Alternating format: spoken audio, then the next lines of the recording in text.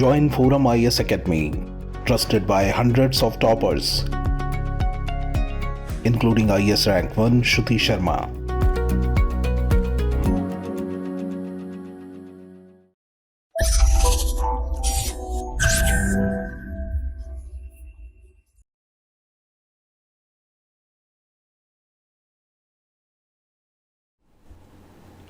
Good evening, aspirants. Welcome to the Hindu News Analysis discussion brought to you by ForumIAS for the date 20th May 2023.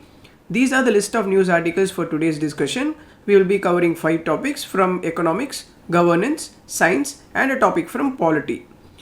Alongside this, we will also be covering 2 previous year prelims questions at the end of the discussion. So kindly listen. Now let us move to our first article of the day. First topic, Hindenburg-Adani case. Expert panel clears Sebi. See, this news article is about the stock market in India. We all came to know about the Hindenburg report, right? In that report, they said that the Adani enterprises have involved in illegal activities in order to increase their share value in the stock market. So, as a response to this allegation, the Supreme Court has asked the Sebi and the government to let the people know about Sebi's existing regulatory framework so that we can know what provisions are there in that regulatory framework that can protect investors from share market volatility and fluctuations. Hindenburg report was in news for a long time, right? The report has shown that Adani Group was involved in massive stock manipulation and an accounting fraud scheme. And after that, there was an accusation on Sebi as well. Investors began questioning the efficacy of Sebi as a market regulator. So after that, the Supreme Court appointed panel of experts to examine India's regulatory mechanism in an investigation linked to Hindenburg's allegation. Now the panel of experts have come up with the report. The 6-member expert committee appointed by the Supreme Court to probe allegations of stock market manipulation has said that there was no evidence of a regulatory failure on the part of the Sebi. The committee in its 173-page report said that Sebi suspects wrongdoing on the ownership of FPIs, but it was unable to pinpoint the violations committed. So in this discussion, let us know about the share market and the related terms in detail. Here I will be discussing the terms one by one. First is about the stock market, then the second one is about demat, third is about depositories, fourth is about clearing houses, and fifth is about commodities market. Lastly, we can see about the Sebi so that you can answer any prelims based question from that topic. First is the stock market. See, in a financial system, there are areas from where we can raise money for investments. These areas are called financial markets. See, financial markets are all other markets where buying and selling takes place. But instead of usual things like goods, merchandise, etc., money and other financial assets are traded.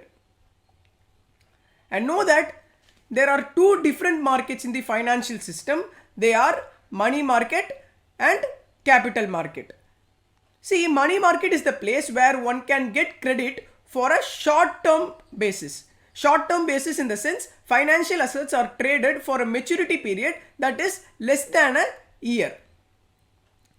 That is, we raise credit by issuing some authorized documents to some class of people and we have to repay those credits within 1 year. Example of such documents include T-bills, which is the treasury bills, certificate of deposits, etc. When we come to the capital market, same thing happens here. That is, we raise funds here by issuing authorized documents or papers, but for a long-term period. Hence, we can say the capital market is characterized by long-term financial assets like bonds, debentures, etc. This market is crucial for our economy because it provides the financial resources required for long-term sustainable development of the economy. And this stock market that we are discussing here comes under this category only. As a whole, the capital market consists of development banks, commercial banks, and stock exchanges like Bombay Stock Exchange and National Stock Exchanges that are mentioned in the article. And know that our Indian capital markets are regulated and monitored by Ministry of Finance, Sebi, that is the Securities and Exchange Board of India, and RBI. So in short, know that the stock market is a place where long-term capital are raised. That's enough. Second is about the demat. See, demat refers to a dematerialized account. Just as we open a bank account in financial institutions to save money and make payments, we need to open a demat account to buy and sell securities in the stock market. And know that the demat account is a requirement that is mandated by Sebi. And in the demat account only, shares and securities that we trade in stock markets are held electronically. So instead of physically holding the share or any legal documents, the investors hold it in electronic format using this demat account. And third is about the depositories. See, depositories are like banks where the securities like shares, debentures, bonds, government securities are deposited in electronic format. And know that the depositories is compared with a bank because it holds the fund for depositors. There are many other similarities in banks and depositories. Banks transfer money without having to handle money, right? Likewise, depositories facilitates transfer of ownership without having to handle securities. And while banks keep deposited money safely, depositories keeps security in that way. And know that in India we have two depositories. They are National Securities Depository Limited and the Central Depository Services Limited. And fourth is about the clearing houses. See, they are like a department in stock exchange, like a separate legal entity that provides various services related to clearance and settlement of trades. It also manages risks associated with the resulting contracts. In other words, a clearing house is often the central counterparty to all trades. That is, they act like an intermediary between the buyer to every seller and the seller to every buyer. And moreover, clearing house validates and finalizes the transactions and makes sure that both the buyers and sellers of securities fulfill their contractual obligations. Now coming to the commodities market, see, they are similar to stock market trading, but in stock market we saw shares, securities, bonds are traded. But in commodities market, commodities or physical goods such as corn, silver, crude oil and so on are traded. Here the physical trading and derivatives trading in commodities market can include spot prices, forwards, futures and options on futures and all. We shall be discussing about these terms in upcoming current affairs sessions. As of now, know that what is commodity market, that is enough.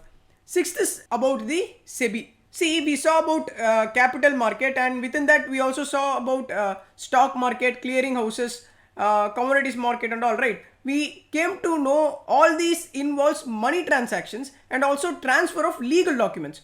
So for all these things to happen in a legal and correct way, we need to have some institutions to monitor, right? That kind of institution is the Sebi. See, Sebi stands for Securities and Exchange Board of India. And know that it is India's securities and commodities market regulator. See, Sebi is a statutory body which is established in accordance with the provision of Sebi Act of 1992. Initially, Sebi was a non-statutory body without any statutory power, but it became autonomous and given statutory power by the Sebi Act of 1992. Know that the headquarters of the Sebi is situated in Mumbai and the regional offices of Sebi are in Ahmedabad, Kolkata, Chennai and Delhi. Know that the Securities and Exchange Board of India's fundamental function is to protect the interest of investors in securities. In addition to it, Sebi also encourages the growth of stock market in the country through regulations and monitoring of the securities market. And know that as of now, the securities market in India is regulated by 4 key laws. They are Companies Act, Sebi Act of 1992, Securities Contract Act of 1956 and the Depositories Act of 1996. Let us see what are the purpose of these legislations one by one. If we take the Companies Act of 2013, this act regulates the companies that are registered in India. To enforce some of its provision, this law has delegated the authority to Sebi. Provisions including regulation of raising capital, corporate governance norms and resolution of investor grievances are now enforced by the Sebi. And in that manner only, Sebi came up with a set of guidelines called Disclosure and Investor Protection Guidelines. So this is what Companies Act of 2013 has provided to the Sebi. And next, if we take the Sebi Act of 1992, we already saw Sebi got the statutory status from this law. And this law empowers Sebi in doing many other regulatory works. That is, this act empowers Sebi to register intermediaries like stockbrokers, merchant brokers, portfolio managers, and also regulate their functioning. In addition to it, Sebi can impose penalties such as monetary penalties, including suspending or cancelling the regulation of such intermediaries. The third act is the Securities Contracts Act. This act also empowers Sebi, and it allows Sebi to recognize and de-recognize stock exchanges. And one of its primary tasks of regulating trading, clearing and settlement of on stock exchanges are done by Sebi through this act only. And fourthly, when we come to Depositories Act, know that it was introduced to give legal sanctions to dematerialize the securities that are held in the electronic format. And the Securities Appellate Tribunal, it is also a statutory body that hears and disposes appeals against the orders that are passed by Sebi. So that is all about the stock market from the exam point of view. So in this we saw in detail about the components in financial market and also about Sebi. So with this, let us close this topic and move to the second topic of the day. Second topic, how Gujarat is working to become India's green hydrogen hub. The news reports that Gujarat is set to become the country's green hydrogen manufacturing hub, and Gujarat also retains its dominance over the industrial sector. We all know, right, under the nationally determined contributions, India has set a target of becoming a net zero emission country by 2070. And in addition to that, India also aims to reduce its carbon emissions by 45% by the year 2030, and also it plans to source 50% of its energy from renewable sources. So the measures taken by the state of Gujarat is on the right track to achieve the NDC. Since the news is regarding the hydrogen hub, let us discuss about the element hydrogen and the national green hydrogen mission from exam point of view. See, hydrogen is the lightest element found in nature. In standard condition, it exists as a gas of diatomic molecules as H2. This hydrogen is the most abundant chemical substance in the universe, consisting roughly 75% of all normal matter. Stars, including the sun, are mainly composed of hydrogen, and know that hydrogen gas can act as a useful fuel. Its combustion with oxygen releases a lot of energy and produces water as byproduct. Hence, it is more environment friendly as it does not release carbon dioxide and does not contribute to climate change. Most importantly, green hydrogen is produced by splitting water into hydrogen and oxygen using renewable electricity. So in this process also there is no emission of greenhouse gas. Hence, know that green hydrogen is being considered as one of the vital avenues for energy transition away from fossil fuels. It helps in the energy transition in both mobility and industrial sectors where carbon emissions are higher. Now coming to the National Green Hydrogen Mission, the intent of the mission is to incentivize the commercial production of green hydrogen. It also aims to make India a net exporter of green hydrogen by creating opportunities for exports. In addition to it, the mission aims at decarbonizing of the energy sector and in mobility applications to reduce the dependence of imported fossil fuels. Secondly, the mission aims to develop indigenous manufacturing capacities. Thereby, it will also help in creating employment opportunities and develop new technologies such as efficient fuel cells.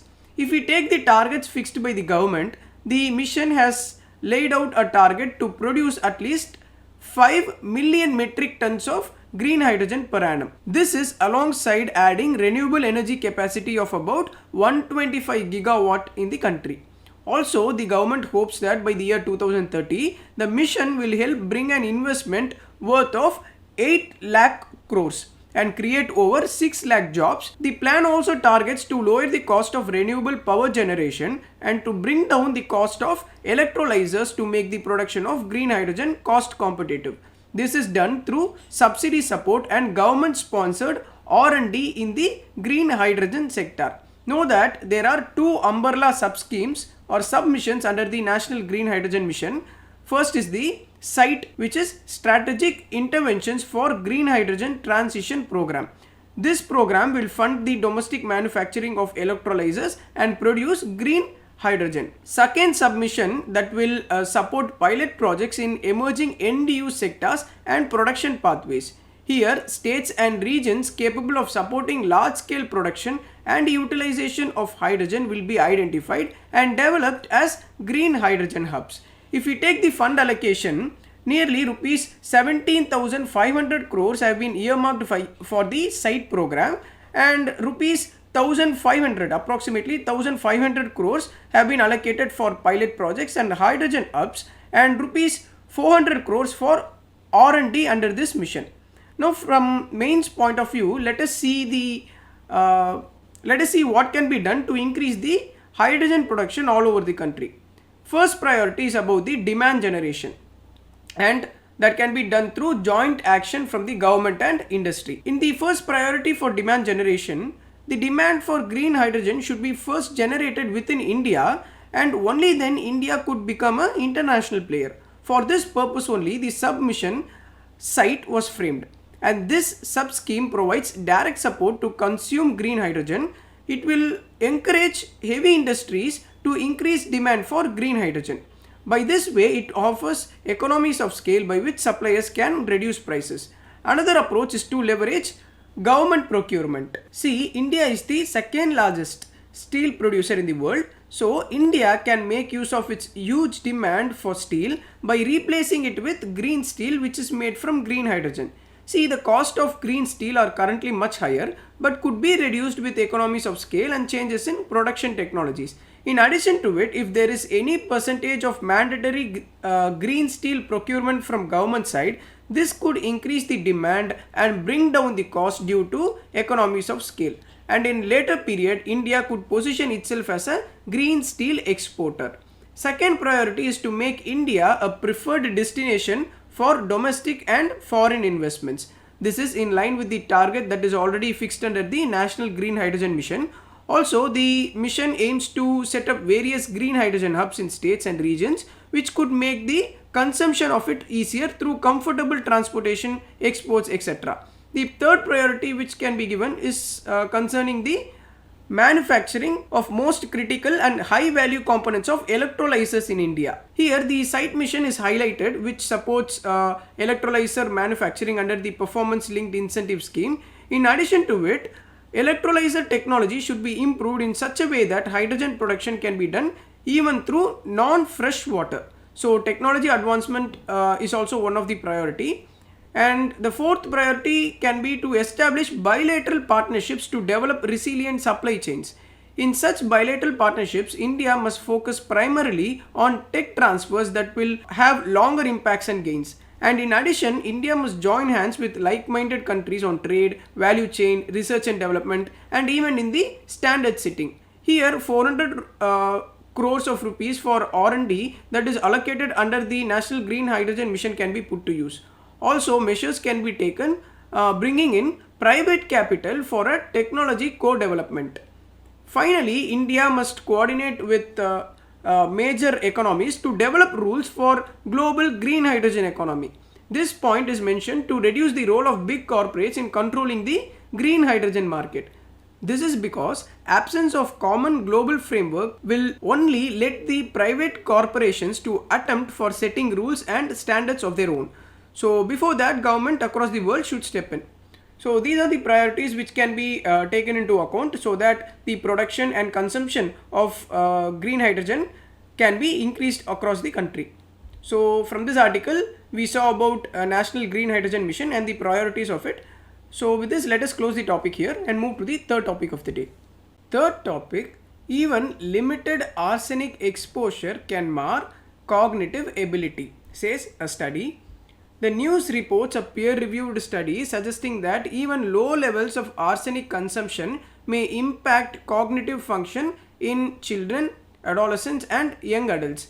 Let us cover this topic from exam point of view. See, there are reports that finds groundwater in India is contaminated with arsenic and other pollutants. For instance, the Indus Basin region covering areas of India as well as Pakistan side of Punjab shows serious levels of arsenic in groundwater along with the traces of fluoride and nitrate pollution.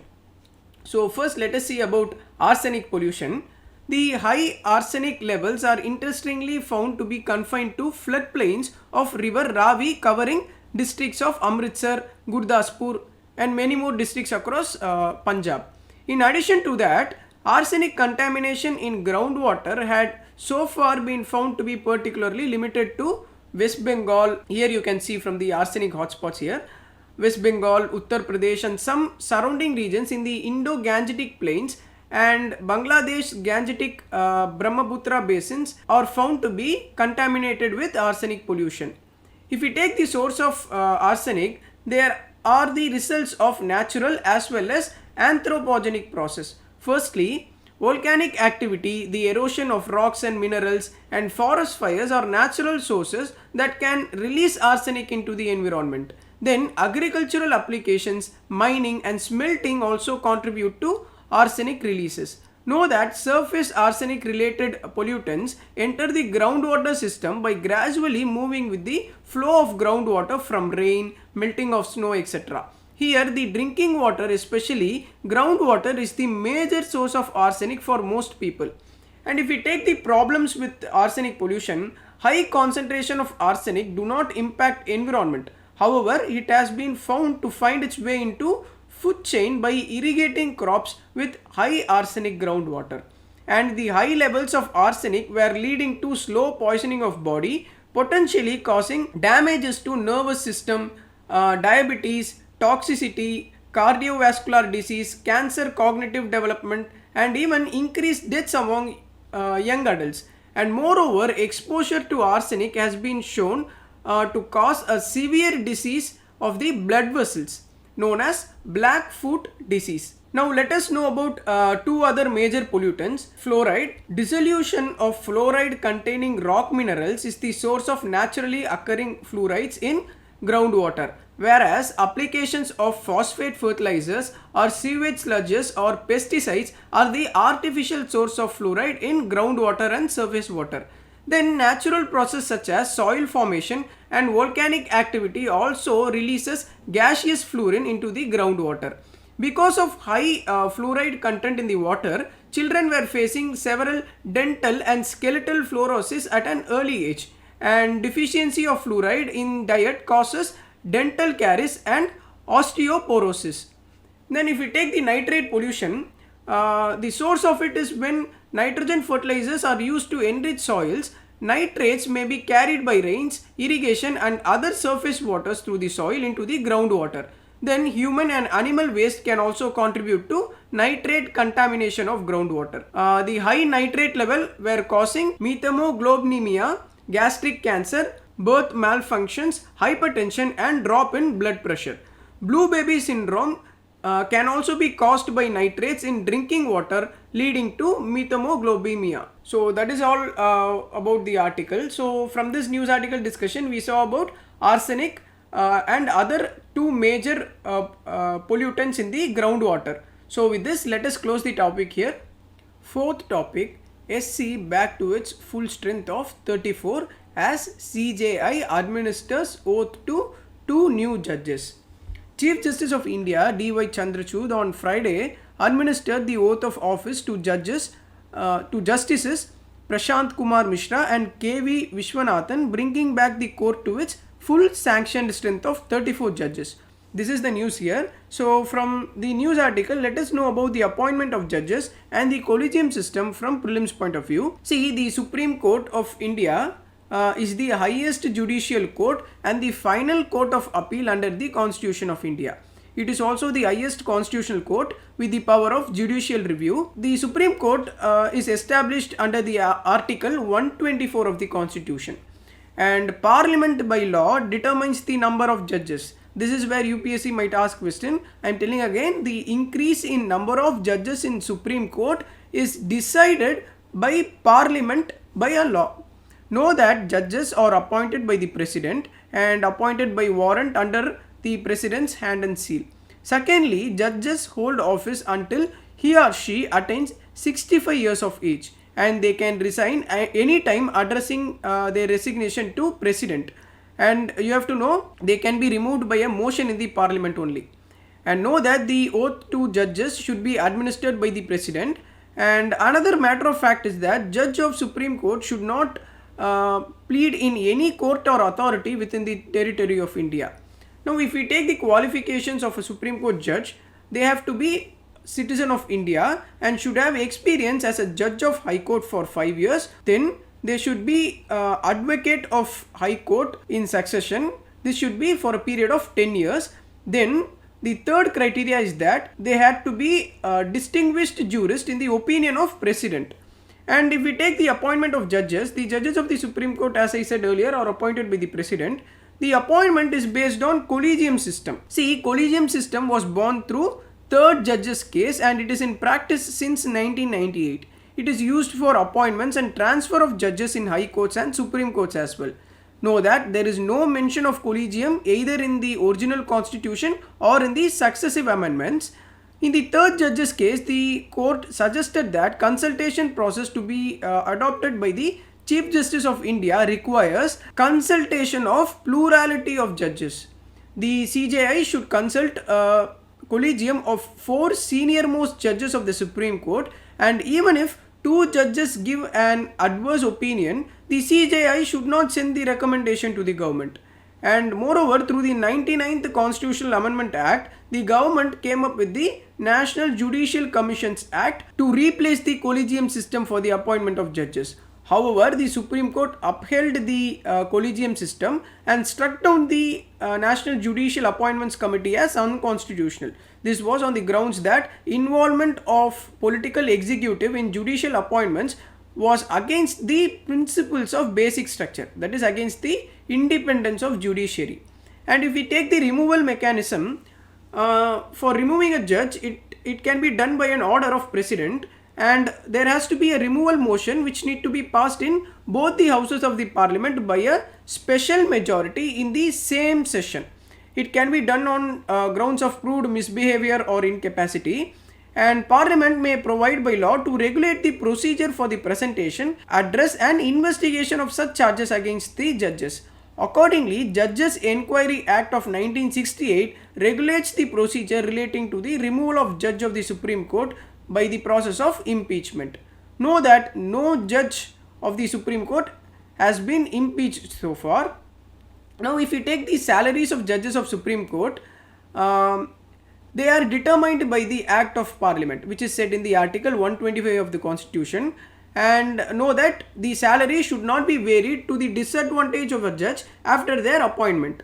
Also, the president may appoint acting CJI in case of vacancy or absence of Chief Justice of India. This is mentioned in the Article 126, and in the Article 127 the Constitution says, if there is an absence of quorum, CJI with previous consent of the president and after consultation of Chief Justice of concerned High Court, CJI can appoint any judge of High Court as ad hoc judge of Supreme Court.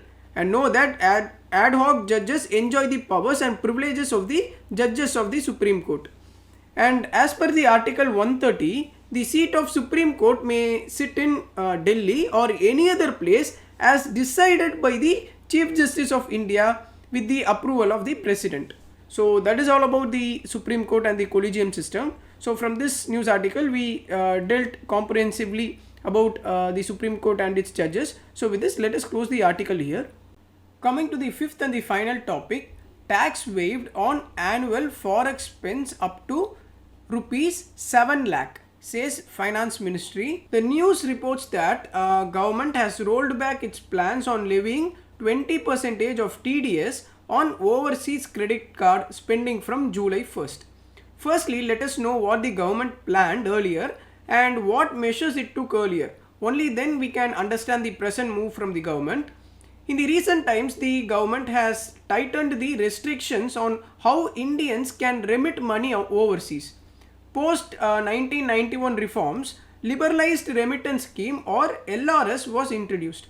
According to this scheme, it permitted individuals to send $250,000 out of the country in a calendar year. The limit was reduced to $75,000 in the year 2013 as a macro-prudential measure. However, this limit was gradually restored to the earlier $250,000. This policy depicted confidence in the India's economic strength and the sustainability of country's external account. However, in the recent years, this policy has been reversed. The government has systematically tightened the restrictions on how individuals can remit money out of the country. So let us see what are the changes introduced linked to the outward remittances. First is that the finance bill of last session of parliament has increased the TDS on remittance to 20% from the earlier 5%. Secondly, purchases done through credit cards abroad are also being sought to be brought into regulatory net by the government. Thirdly, Reserve Bank of India has set a 180-day limit on any funds sent outside the country. Within this period, the funds either should be invested in any other instrument or it should be repatriated. And RBI made sure that the funds in the foreign deposit accounts will not be considered as investments. So what are the implications of tightening of outward remittances?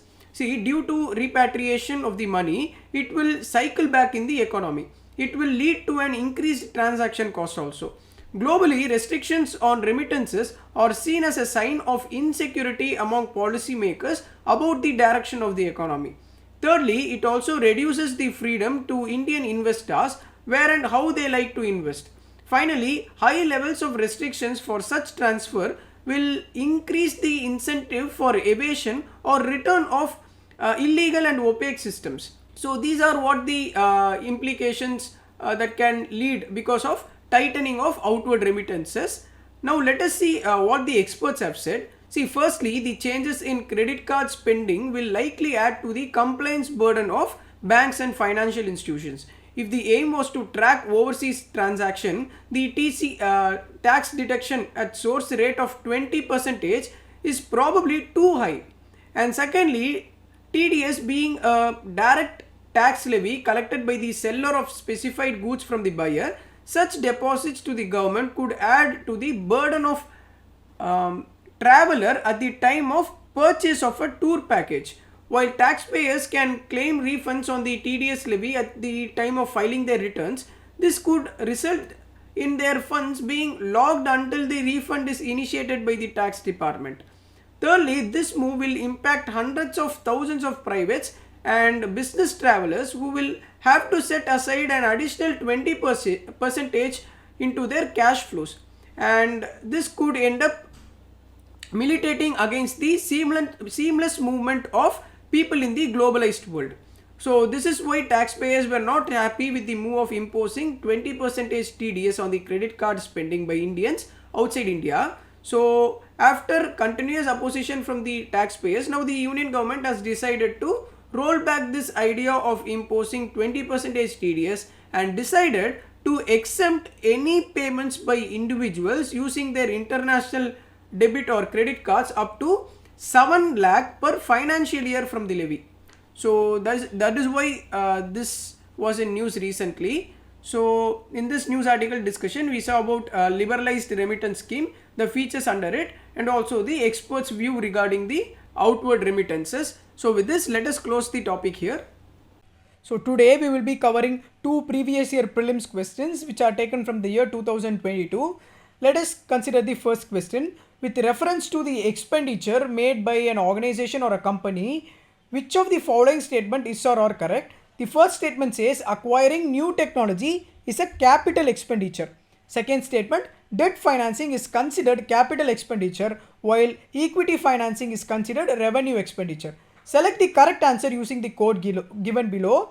The options given are option A 1 only, option B 2 only, option C both 1 and 2, option D neither 1 nor 2. See, capital expenditures are funds that are used by the company either to acquire or upgrade physical assets like properties, plants, buildings or technology. So the first statement which says acquiring new technology is a capital expenditure is the correct statement. Now if we consider the second statement, know that debt financing occurs when a company borrows money to be paid back at a future date with interest, and it could be either through selling fixed income products like bonds, bills or notes. But however, both the debt financing and equity financing are considered as a part of capital receipts of the company. So this statement is wrong because equity financing is also a capital expenditure only. So the answer for this question is option A, 1 only. Second question, consider the following statements. 1. Attorney General of India and Solicitor General of India are the only officers of government who are allowed to participate in the meetings of the Parliament of India. Second statement, according to the Constitution of India, the Attorney General of India submits his resignation when the government which appoints him resigns. Which of these statements given above is or are correct? The options given are option A 1 only, option B 2 only, option C both 1 and 2, option D neither 1 or 2. See, the first statement is wrong because Article 76 of the Constitution provides for the office of Attorney General of India and says he is the highest law officer in the country. Then the Solicitor General of India, who assists the Attorney General to fulfill the official duties and responsibilities, is not a constitutional post. And know that only the Attorney General has the right to participate in the meeting of the Parliament of India. So Solicitor General of India does not have such powers. So first statement is wrong. Then if we take the second statement, the term of office of Attorney General is not fixed by the government, by the Constitution, and further the Constitution does not contain any procedure and grounds for the removal of Attorney General. So the Attorney General holds office during the pleasure of the President only. This means the President can remove the Attorney General at any time, and the Attorney General also quits his office by submitting the resignation to President. So the Constitution does not provide or prescribe any manner when the Attorney General has to resign. So this statement is also wrong. But know that conventionally the Attorney General resigns when the government which appoints him resigns or is replaced. So the answer for this question is option D, neither 1 nor 2. With this, we have come to the end of the news articles discussion. Let us wind up our discussion here. If you like the way I am teaching and if you can understand the concepts well, please give a like, share, subscribe and comment to the video below, and subscribe to ForumIAS Academy in various social media platforms for further update.